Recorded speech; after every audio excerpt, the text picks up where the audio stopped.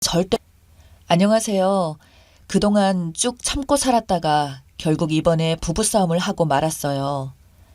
제가 이상한 것인지 아니면 저희 남편이 문제가 있는 것인지 다른 사람들에게 물어보라면서, 그리고 물어보면 제가 정신적으로 문제가 있다는 대답을 들을 거라고 자신하는 남편 때문에 결국 제가 이곳에 쓰게 되었습니다.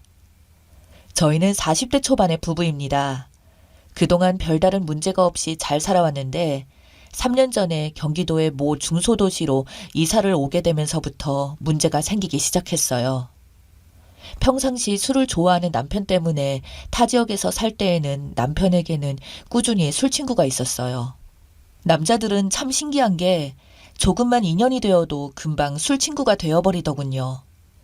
그러다 여기로 이사 오면서 술 친구들도 끊어져서 이제는 남편의 술 취한 모습을 안 보겠거니 기대했었는데, 이곳에 와서는 부동산을 하는 50대 형님 부부와 인연이 되었어요.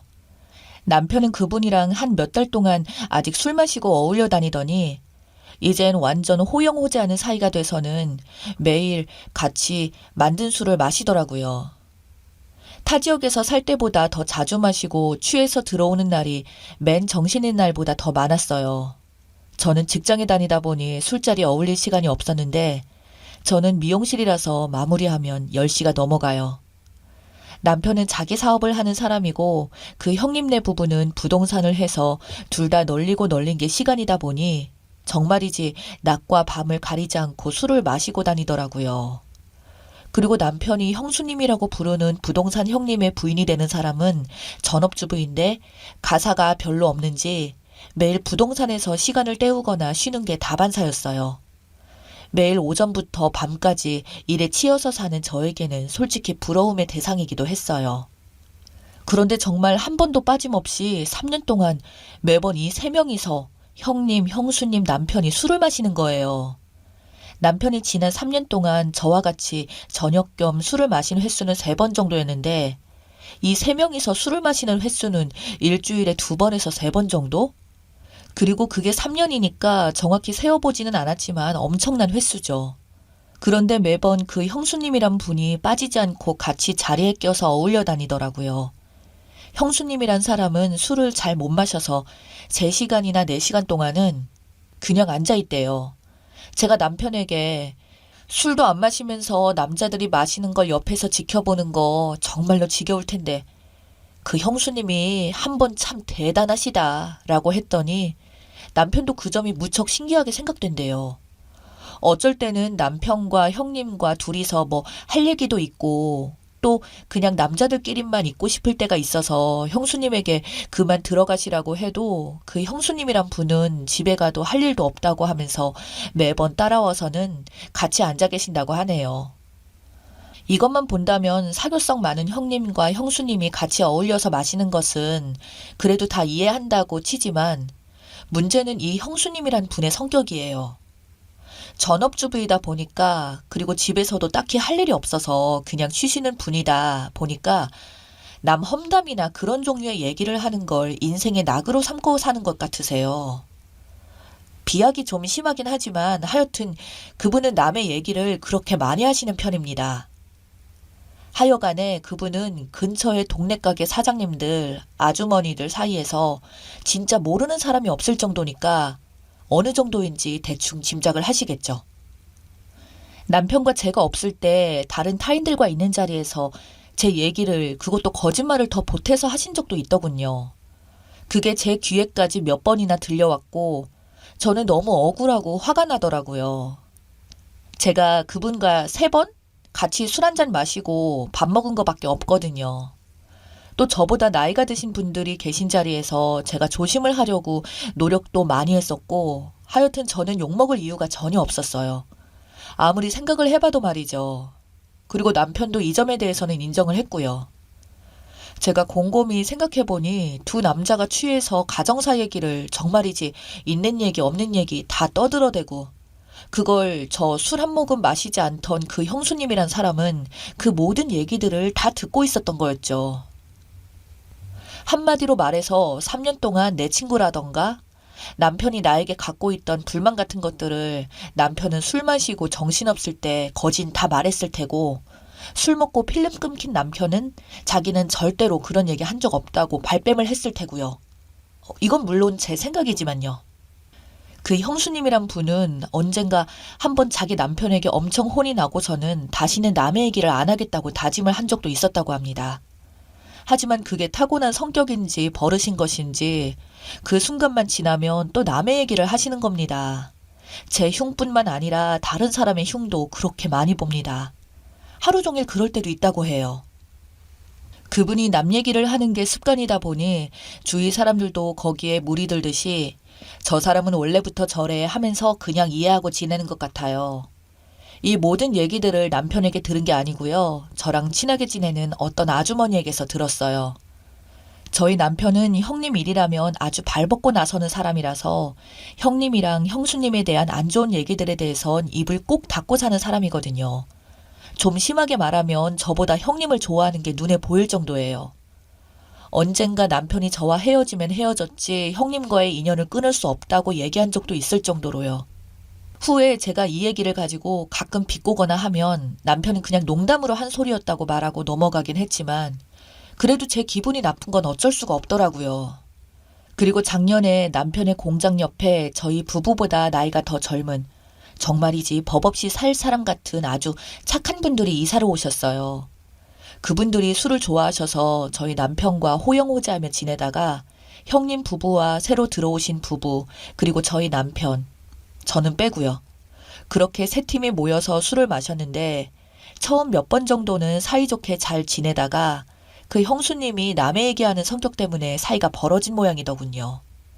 그 형수란 분이 새로 들어온 젊은 부부에 대한 얘기를 여기저기 다 했었는데 그게 그 사람들 뒤에 들어갔었나 봐요. 그래서 요즘은 술 마셔도 남편과 형님 그리고 형수님이 술을 마시던가 아니면 새로 이사 오신 부부와 남편과 술 마시던가 아니면 여자들 아예 빼고서 남자들끼리만 술 마시던가 하더라고요. 하여튼 여기까지는 저도 어느 정도 이해를 하려고 했어요. 그런데 몇 달 전에 그 술 형제들이 저를 빼고 펜션에 놀러 간 적이 있었어요.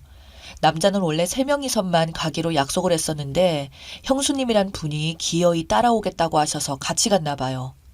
그 형수님이 따라온다는 소리에 새로 이사 오신 부부는 빠지고 형님, 형수님, 제 남편 이렇게 셋이서만 펜션에 놀러 가게 되었어요. 사실 이건 제가 나중에서야 알게 된 사실이고요. 저는 원래는 남자 3명이서 펜션에 간 줄로만 알고 있었거든요. 그런데 차라리 몰랐으면 몰랐지 제가 충격적인 걸 알게 되어버렸어요. 펜션에 간 3명이 한 방에서 보냈다고 얘기를 하네요. 저희 남편은 아무 뜻 없이 진짜 아무런 특별한 감정이 없이 정말로 했던 말일 수도 있어요. 제가 그 펜션을 좀 알아서 방 구조를 아는데요. 그 펜션에 저도 같이 간 적이 있었거든요. 거기는 방이 2개라서 굳이 한 방에서 보낼 이유가 없어요. 당시에도 저희 남편이 건너방에서 자겠다고 하니까 형수님이란 사람이 뭐 어떠냐고 그냥 셋이서 같은 방에서 보내자고 붙잡아서 그래서 저희 남편은 어쩔 수 없이 술도 취하고 해서 그랬다는 거죠. 저는 그 얘기 듣고 난 후로는 그 3명이서 맨날 술 마시러 나가는 것도 화가 나고 진짜 불만이 많이 있었어도 그간 참을 만큼 참았었는데 그런 소리까지 들으니 그동안 참았던 것들이 터져나와 버렸죠. 정말이지 갈라서자는 말이 턱 밑까지 왔을 정도로 남편과 아주 크게 부부싸움했어요. 그런데 남편이 하는 말이 그분은 여자가 아니라 그냥 형수님이고 아무런 감정도 없는데 제가 쓸데없이 이상한 상상을 하고 오버하면서 저를 보고 혹시 의부증 아니냐는 거예요. 참고로 그 형수님은 얼굴은 평범 이하로 생겼고 여자답게 생기지는 않았고 좀 남자같이 활발한 성격과 외모예요. 키는 좀 큰데 통통한 체격에다 본인 나이보다 더 들어 보이는 50대 후반의 아줌마세요. 남편의 말인즉 그냥 형수님이고 내가 형님을 너무 좋아해서 형님과 같이 마시고 어울려 다니는 것이지 그 형수님에겐 관심도 전혀 없고 신경조차 안 쓴다고. 형님과 둘이서 술을 마시고 얘기를 나누고 싶어도 형수님이 매번 따라 나온 것이고 그렇다고 나오지 말라고 할 수도 없는데 나보고 어쩌라는 거야. 라고 막 그러네요. 비하하는 건 절대로 아니지만 사실 그 형수님이란 분이 남자들이 호감 가는 스타일과는 상당히 거리가 먼 그런 스타일이라서 관심이 전혀 없다는 남편의 말이 믿기긴 하지만 그래도 뭔가 좀 꺼림직하고 기분이 나쁜 건 어쩔 수가 없네요. 그래서 이렇게 글을 올리게 되었고 여러분께 여쭤보게 되었어요. 3년 동안 매번 붙어서 같이 술 마시고 다니는 것도 화가 나는데 펜션에서 그런 일이 있었다는 것 자체가 제가 그냥 쿨하게 이해해줘야 하나요? 그리고 한 가지 더 추가하자면 작년 말에 남편이 또 형님과 형수님과 같이 셋이서 일출 보러 여행도 같이 갔다 왔어요. 그때는 제가 일이 생겨서 외국에 나가 있을 때라서 놀러 간 건 아니고 제 일하러 갔습니다. 어느 정도 이해는 하지만 하여튼 성인 남녀 3명이서 매번 붙어서 술 마시고 펜션에서 한방 쓰고 일출 보고 여행까지 같이 간다는 거 다들 이해 가능하신가요? 남편이 자꾸 절 보고 의부증이라고 말을 하는데 진짜 누가 잘못한 것인지 이렇게 생각하는 제가 이상한 것인지 조언 좀 부탁드려요. 만약 정말로 제가 문제라면 고치고 이해해주고 앞으로는 신경 안 쓰고 살려고요. 참고로 저희 남편은 나이든 아주머님들이 많이 좋아하는 그런 스타일이에요. 제가 곁에 있는데도 아예 대놓고 들이대던 아줌마도 있었고 동네에서도 또 주변 회사에서도 아주 대놓고 들이대는 아줌마들도 참 많았어요. 조언 부탁드립니다. 이야기 들어주셔서 감사합니다.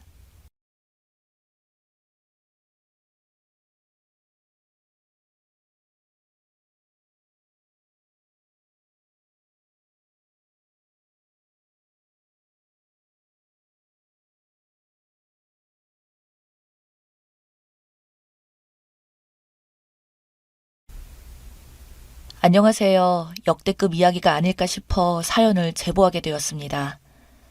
저는 어릴 때부터 너무나 가난해서 일찍 취업하는 게 제 꿈이었어요.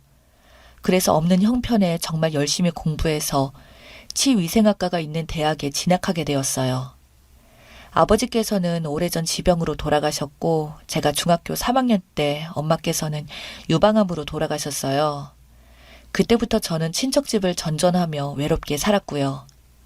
아무리 친척이라도 눈칫밥을 주고 절 불편하게 하는 게 다 느껴졌어요. 친척들의 마음을 제가 헤아리지 못하는 건 아니지만 어린 나이에 받아야만 했던 홀대와 차가운 시선에 많은 상처를 받았습니다. 그래서 어릴 때부터 제 꿈은 항상 내 집 마련이었어요. 집 없이 이곳저곳 전전하며 살았기 때문에 집 마련에 있어서 거의 한이 맺히다시피 한 사람이었습니다. 그래서 20살 때부터 대학 입학하자마자 알바를 했어요. 뷔페, 음식점, 설거지, 심지어는 학교 건물, 계단 청소 등등 안 해본 일이 없었죠. 그렇게 시간을 쪼개고 쪼개 써도 한 달에 벌 수 있는 돈은 150만 원 남짓이더라고요. 저 때만 해도 시급이 지금이 절반에 가까웠으니 말이죠. 사실 저 정도도 엄청나게 돈을 많이 버는 거긴 했어요. 대학생이 벌 수 있는 돈 치곤 말이죠. 집은 몇 억인데 이런 식으로 돈을 벌어서는 안 되겠다 생각했고 노동 말고 다른 걸 통해서 돈을 벌 수 있는 방법은 없을까 하다가 평소에 글쓰기를 좋아했던 저는 무협소설을 인터넷에 게재하기 시작했습니다. 소설 사이트에 올린 글이 인기가 많아지면서 돈도 벌 수 있고 그 액수가 많다는 것도 알았기 때문이에요. 처음 6개월은 그냥 취미활동 하는 식으로 글 써보자 하고 돈 바라지 않고 글을 썼는데 그게 대박이 난 겁니다. 아마 알만한 분은 아실 거예요. 30회까지 연재를 했는데 각종 포털 사이트에서 작가 스카우트 제의가 오고 돈 배분 방식도 저에게 유리하게끔 조건을 제시하였죠. 그렇게 저는 갑작스러운 인기에 힘입어 학교를 1년이 휴학 후 본격적으로 글쓰기에 돌입했습니다. 딱 1년 동안 그렇게 미친 듯이 글을 쓰고 나니 통장은 정말 넉넉했고 이 정도면 집 살 수 있겠다 싶은 돈이 들어온 겁니다. 너무 놀라고 감사했어요. 그렇게 저는 서울의 작은 집을 제 명의로 젊은 나이에 마련할 수 있었어요.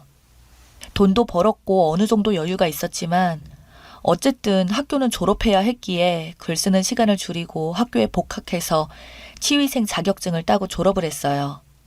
제 학과가 의대 안에 포함되어 있었기 때문에 의대생 애들과 만날 기회가 많았어요.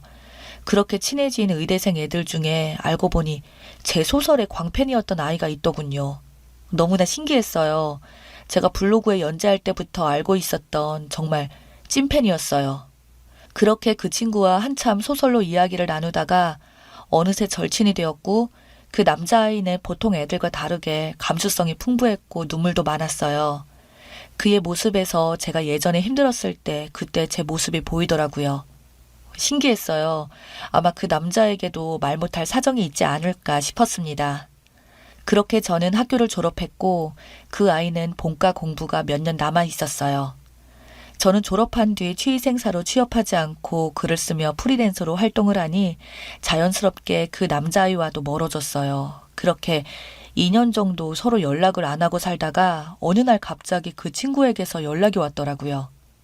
잘 사냐? 왜 연락 한 통 없어? 너 졸업하면 나 안 볼 생각이었어? 너무하다. 나 이제 졸업하고 대학병원에서 인턴 겸 수련할 겸 일하고 있어. 여기서 아마 3년 정도 일하지 않을까 싶은데 내 형편의 개원은 무리고 요즘 힘든데 너 생각나서 이렇게 연락해봤어. 안 바쁘면 한번 만나서 술이라도 마시자. 라는 겁니다. 그 문자가 어찌나 반갑던지 저는 바로 답장을 했죠. 그래, 만나자. 나도 보고 싶어. 바빠서 연락 잘 못했는데 순식간에 몇 년이 흘렀네. 빨리 보자. 하고요. 그렇게 저는 그 아이와 만나게 되었고 그동안 못했던 이야기를 하며 술잔을 기울였어요. 서로 술에 취하다 보니 진솔한 이야기가 나오더라고요. 그러다 그 남자아이가 펑펑 울면서 말하는 겁니다. 어릴 때부터 새엄마 손에서 자랐는데 새엄마는 항상 괴롭혔고 등수가 조금이라도 떨어지면 바로 무자비하게 몰아세웠고 내 꿈은 없다 하고 내 인생은 없고 오직 새엄마의 요구대로 살아왔고 집이 가난하니까 어느 정도 공부머리가 있는 나를 통해서 새엄마는 인생 피려고 한 것 같은데 이제는 이렇게 살고 싶지 않다. 나도 너처럼 꿈을 찾아서 떳떳하게 성공하고 자유롭게 살고 싶다며 엉엉 우는 겁니다. 저는 그 아이에게 그런 아픔이 있는 줄을 꿈에도 몰랐죠. 마음이 찡했습니다. 그렇게 제 과거 이야기를 말해주면서 그 친구를 위로해줬어요. 그날 이후로 저희는 더 가까워졌고 대학교 다닐 때보다 더 친하게 되었어요. 적어도 일주일에 2-3번 만나다 보니까 안 보면 섭섭하고 허전하더라고요. 저는 이게 사랑인 줄 몰랐습니다. 맛있는 거 먹을 때면 그 친구가 생각나고 어디 놀러 갈 때면 여기 같이 오면 좋겠다 이런 생각이 들더라고요. 그러다 그 친구와 저와 같았는지 먼저 마음을 표현했고 이렇게 저희는 사귀게 되었죠. 제가 살고 있는 집이 그 친구가 근무하는 병원과 가까워서 그 친구도 몇 번 놀러 왔고 제가 그 집을 살 때만 해도 그렇게 비싸지 않았는데 몇 년간 집값이 어마어마하게 올라서 많이 비싸진 상태였습니다. 제 능력으로 그 집을 샀다고 했을 때 그 친구는 정말 배울 점이 많은 사람인 것 같다며 저를 치켜 세워주더라고요.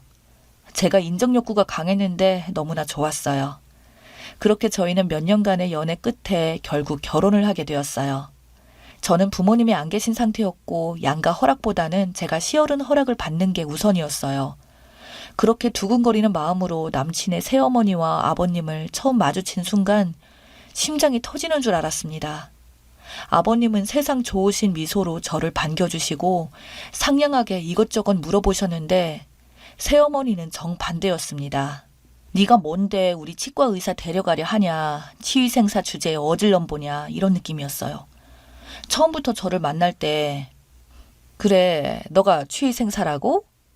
시대가 많이 좋아졌다. 치위생사가 치과 의사를 다 만나고 그치? 옛말에 이런 말이 있단다. 의사하고 결혼하고 싶은 여자는 최소한 집 한 채, 차 키 몇 개는 가져와야 한다고. 너는 뭐가 준비되어 있니? 하면서 반농담식으로 말하는데 누가 봐도 저를 무안주고 무시하려는 말이었어요. 저는 순간적으로 얼굴이 빨개졌고 아무 말도 하지 못했습니다. 그때 남자친구가 말했죠. 엄마, 이 친구 절대 무시하면 안 돼요. 요즘은 글 쓰는 창작 능력도 대단하게 여기는 시대예요. 이 사람 소설 써서 억대 연봉도 찍었고 제 연봉으로는 꿈도 못 꿀 집도 혼자서 장만했어요. 그 정도로 자립심이 뛰어나고 치과 의사인 저랑은 비교도 안 될 만큼 훌륭한 친구예요. 그런 말씀은 제발 제게만 하세요. 라면서 정색을 하고 말하더라고요.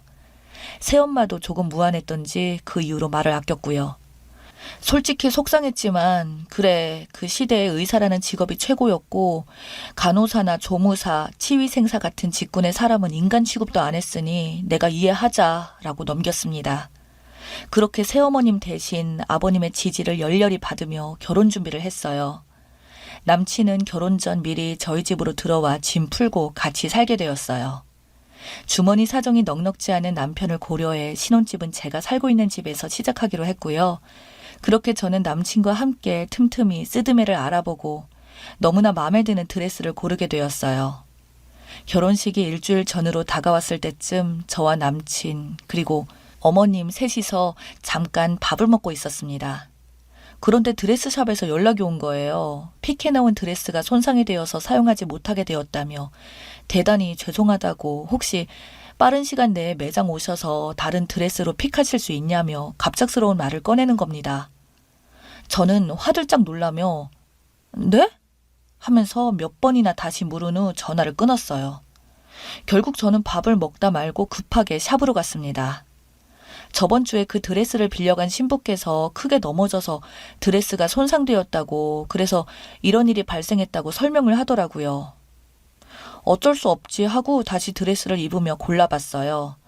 그렇게 한 드레스가 제 눈에 팍 꽂혔습니다. 몸매가 다 보이는 드레스였는데 드레스 결과 장식이 너무 예뻐서 마음에 들었어요. 신랑도 좋다고 했고요. 그런데 어머님은 어딘가 언짢아 보이는 표정이셨습니다. 계속 제 몸을 위아래로 훑는 거였어요. 어머님의 표정을 보고 저도 속상해서 커튼을 치고 원래 옷으로 갈아입고 있던 순간 갑자기 어머님께서 안으로 들어오시면서 너는 일주일 뒤에 드레스미네가 몸매 관리는 안 하니? 배가 그렇게 툭 튀어나와서 정말 하객들이 뭐라고 생각하겠어? 하면서 제 배를 계속 치는 겁니다. 저는 너무 당황스러워서 아무 말도 못하고 명치를 부여잡으며 꺽꺽대고 결국 옷을 갈아입으려고 하는 순간 제가 정신을 잃고 쓰러졌어요. 순간적으로 기절했던 거죠. 눈 떠보니 병원이었고 어떻게 된 일인지 감이 안 왔습니다. 알고 보니 어머님이 제 배를 쳤을 때 제가 갑자기 하혈을 했고 직원이 깜짝 놀라 어머니를 제지한 거였어요. 안에서 시끄러운 소리가 들리니 남편이 들어왔고 저는 이미 하혈로 인해 기절했고요. 그런데 병원에 가서 알게 된 충격적인 사실이 있었습니다. 제가 임신 한 달 차래요. 원래 달거리를 몇 달에 한 번씩 하는 저였기에 이번 달도 안 하길래 당연히 그런가 보다 했는데 알고 보니 임신 상태였고 저는 몰랐던 거였죠. 그 배가 똥배가 아니라 임신한 배였는데 어머님은 그렇게 무참히 쳤고 저는 유산으로 인해 극심한 고통으로 쓰러진 거였습니다. 사태 파악을 한 남편은 새엄마를 향한 분노를 참을 수 없었고 결국 새엄마에게 욕을 하면서 연을 끊자고 했다네요. 소식을 듣고 달려온 아버님께서도 화가 나서 결국 새엄마에게 모진 말들을 내뱉었고 새엄마는 이혼 선언을 하며 사과도 없이 그렇게 병원을 떠났답니다. 저는 너무 화가 났어요. 저게 사람인가? 어떻게 이럴 수가 있나 싶었습니다. 당장 결혼이 일주일 앞으로 다가왔지만 저는 너무 힘들어서 아무것도 할 수 없었습니다. 남편은 미안해서 매일 제 곁에서 눈물로 지새웠습니다. 새엄마 때문에 내가 이렇게 사랑하는 사람한테까지 상처를 주는 게 도저히 참을 수가 없다고 고통스러워하는 모습을 보니 저도 더 이상 힘들어하면 안 되겠다는 생각이 들더군요. 그렇게 저는 겨우 마음을 추스리고 다시 정신을 차린 뒤 결혼식을 무사히 끝냈습니다. 새 시모는 식장에 나타나지 않았고 아버님은 새 시모를 용서하지 않은 채 별거를 하며 이혼을 준비 중이라고 하시더라고요. 남편도 화가 나서 새엄마에게 영원히 연을 끊을 거라는 말과 함께 원래 한 달에 조금씩 보내드리던 용돈도 지원을 끊었습니다. 사실 처음엔 정말 화가 났지만 저보다 더 화를 내면서 저를 위해주시는 아버님과 남편의 행동 덕분에 지금은 어느 정도 화가 풀린 상태예요. 어처구니 없게 유산을 하다니 지금 생각해도 화가 치밀어 오르지만 그냥 똥 밟았다고 생각합니다. 세상에 너무나 막대먹고 무례한 사람들이 많은 것 같아요. 무심코 던진 돌멩이가 개구리를 죽인다는 걸 모르나 봅니다. 본인은 뚱뚱하다고 충고하려고 하는 행동이 이 사달을 만들어놨으니 말이죠. 그렇게 폭풍 같은 결혼 준비와 시기 끝나고 지금은 집에서 쉬고 심리 상담을 받으며 상처를 치유하고 있습니다. 남편도 어릴 때 새엄마에게 받았던 모진 행동 때문에 생긴 트라우마를 지금 저와 함께 상담받으면서 치유하고 있어요. 잘못된 가치관을 가진 어른 한 명이 몇 명에게 피해를 주는지 모르겠습니다. 나이가 많다고 해서 다 제대로 된 어른은 아닌 것 같아요. 전 절대로 그처럼 살지 않으려고요. 제 사연은 여기까지였습니다. 감사합니다.